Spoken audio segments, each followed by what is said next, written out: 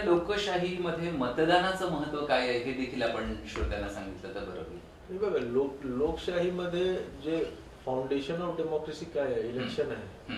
जर निवडणूक नाही झालं तर ते लोकशाही राहिलंच नाही. बरोबर. आणि हे जे मतदानचे अधिकार आहे, बरेच वेळा आम्हाला काय वाटते की आम्हाला आता माझ्या बूथ 1 किलोमीटर लांब आहे, एवढा ऊन आहे, रांगमध्ये आम्हाला उभे राहावे लागेल. खरंच ना.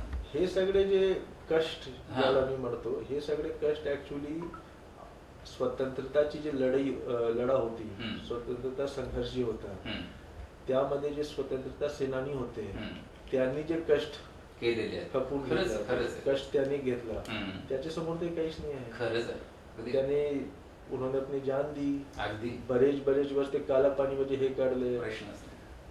अंग्रेजी हुकुमतचे त्यांनी मारपीट दंड सगळे सहन केले. आणि स्वातंत्र्य मिळवण्यासाठी बरेच आणि हे एक वर्ष 5 वर्ष 10 वर्ष संघर्ष नव्हता. तुम्ही बॅटल ऑफ प्लासी जे 1757 मध्ये झालं, तो 1757 पासून 1947 190 वर्षच्या लाखो करोडो लोकांचा हे खूप मोठा संघर्ष होता.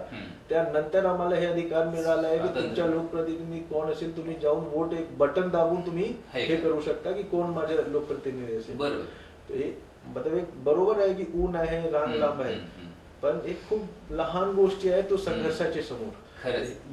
हेच महत्व आहे मतच्या लोकशाहीमध्ये. आणि ते आपलं राष्ट्रीय कर्तव्य आहे, अधिकार पण आहे. आणि हे अधिकार देण्यासाठी बरेच लोकांनी त्यांचे प्राणाच्या बली दिले आहे. त्यानंतर हे अधिकार लक्षात घेतलं पाहिजे.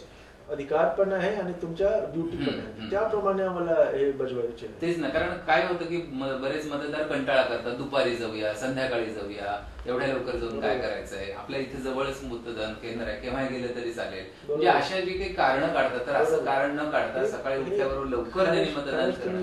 वाईट पिक्चर मध्ये बघितलं तर खूपच लहान कारण आहे. मी पण वोटिंग करणार आणि मी पण मध्ये जाऊनच रांगमध्ये लावूनच वोटिंग करणार. कलेक्टर वोटिंग करणार, एसपी वोटिंग करणार, पोलीस कमिशनर वोटिंग करणार.